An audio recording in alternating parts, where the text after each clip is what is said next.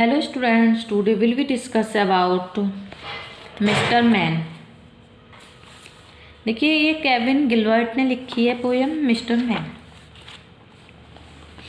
Okay, mister man नामक जो poet है, पोइट्री में पोइट उन लोगों के बारे में बताता है जो लगभग 70,000 वर्ष पूर्व ऑस्ट्रेलिया की ज़मीन पर आए थे। ओके, तब उनका खुद का समाज था, संस्कृति थी, धर्म आदि था, तो उसी के बारे में बताया गया है। ओके, हम इसको ढंग से पढ़ेंगे। The poet tells us that the aboriginal have not only been deprived of their rights and land, but also they have become victims of exploitations and humiliations made by the white men. They are considered animal or slaves. The poet asks the white people why they oppress and humiliate them in the name of justice.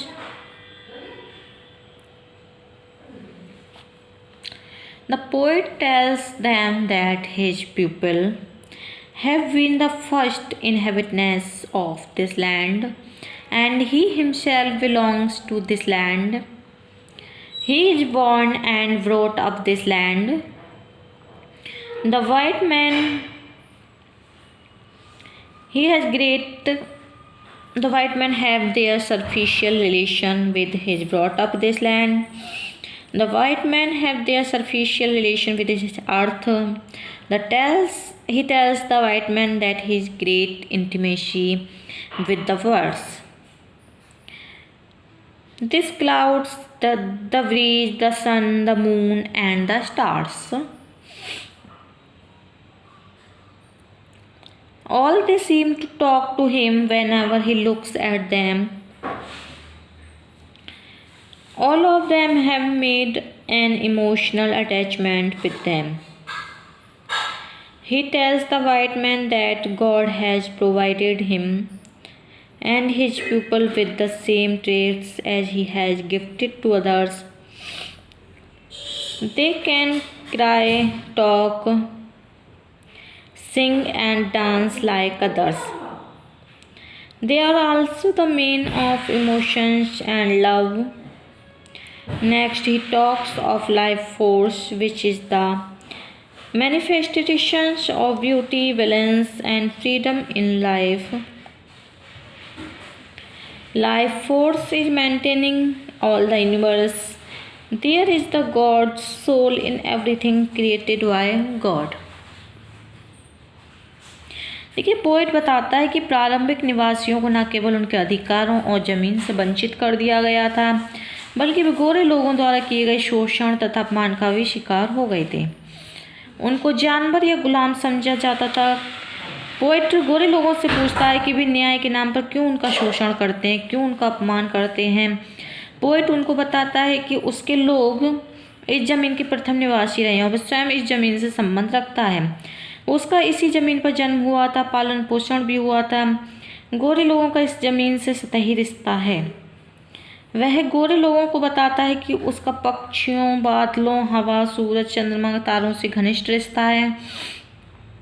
वे सभी उससे बात करते प्रतीत होते हैं। जब कभी वह उनकी तरफ देखता है, सभी ने उसके साथ एक भावनात्मक रिश्ता कायम कर लिया है। वह गोरे लोगों को बताता है कि ईश्वर ने उससे तथा उससे लोगों की वही विशेषताएं प्रदान की हैं जो कि उसने अन्य लोगों को दी हैं।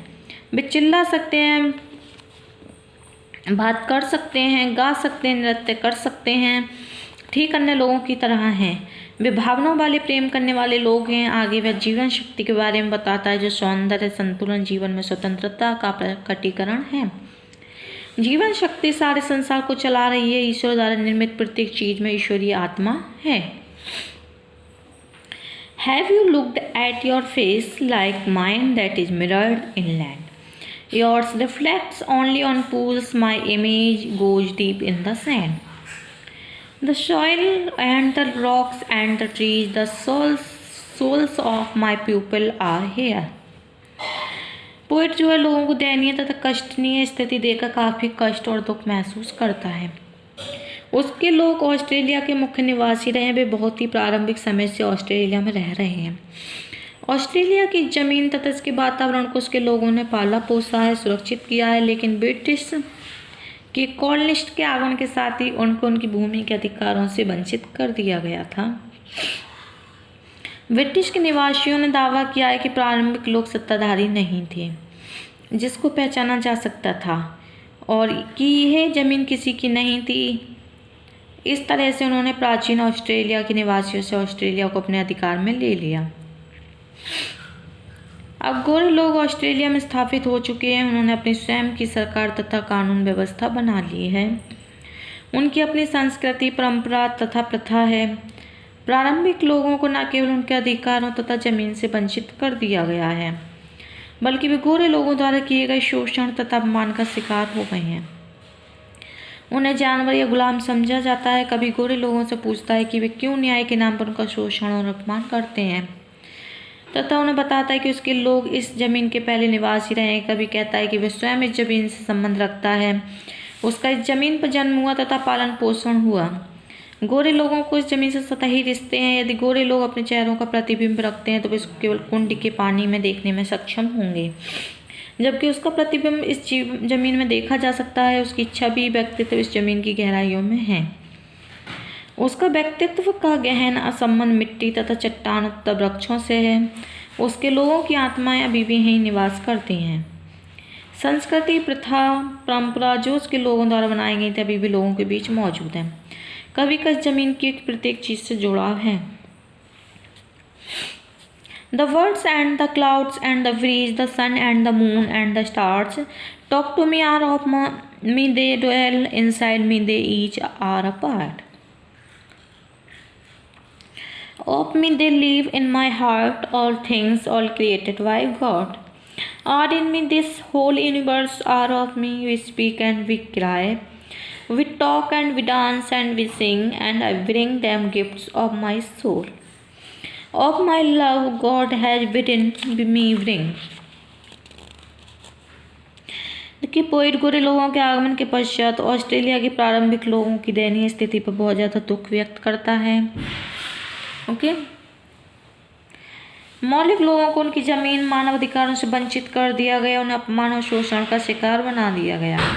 गोरे लोगों ने प्रारंभिक लोगों के जीवन, धर्म, संस्कृति, व्यक्तित्व का दमन कर दिया है। उनकी भावनाओं को प्रायः आहत किया जाता है। ऑस्ट्रेलिया के मौलिक निवासी होने के बावजूद भी गोरे लोगों के लिए भी केवल अजनबी हैं। उन्हें गोरे लोगों से दीन समझा जाता है। गोरे प्रारंभिक लोगों को तुच्छ मनुष्य समझते हैं। कभी जो एक चौथाई व्यक्ति है और गोरे लोग उसके साथ इस तरह से व्यवहार करते हैं जैसे वह एक पूर्ण प्रारंभिक व्यक्ति है। वह गोरे लोगों को बताता है कि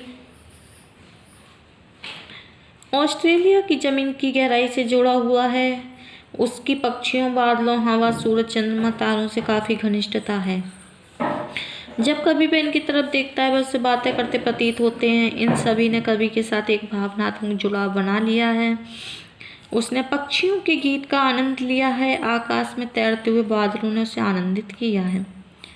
सुगंध से पूर्ण बहती हवा ने उसे एक प्रकार की ताजगी प्रदान की है।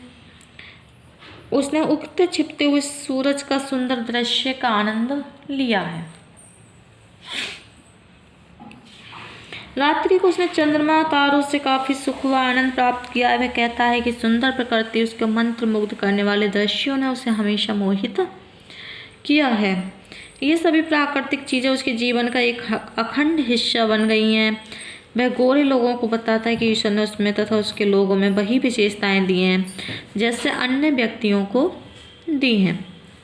Mister man, it perchance you to find the essence, the life force in land, all giving expression to self, the soul force then you will understand the God soul in all things around, this essence of life, then you live, then indeed Mr. Man you do live।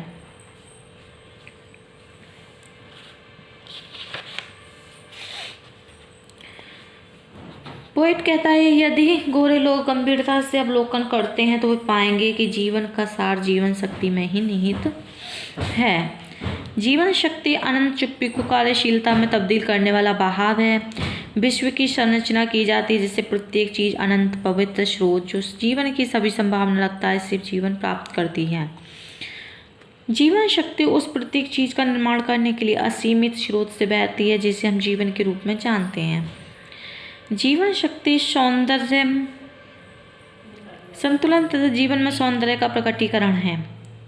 जीवन शक्ति विश्व के संपूर्ण जीवन को बरकरार रखे हुए है। कवि कहता है यदि गोरे लोग देवी आत्मा जानने को आते हैं तो वे शीघ्र ही अनुभव करेंगे कि ईश्वर द्वारा निर्मित प्रत्येक चीज में देवी आत्मा है। प्रत्येक जीवित प्राणी में एक आत्मा है। इस संसार के सभी प्राणियों में देवत्व है। इस तरह से कवि गोरे लोगों को समझाता है कि सभी मनुष्य समान हैं और सभी को इस धरती पर रहने का अधिकार है। The poet raised his voice against the white people for his people.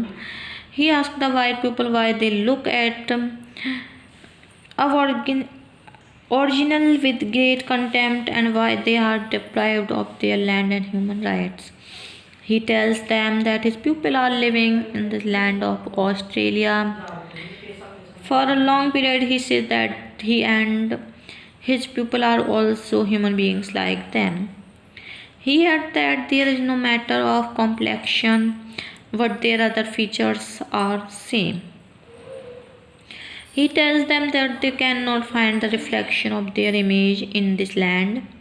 They can see the reflection of their image only in the water of the pool, whereas his reflection, due to being in a virgin, can be seen in this land.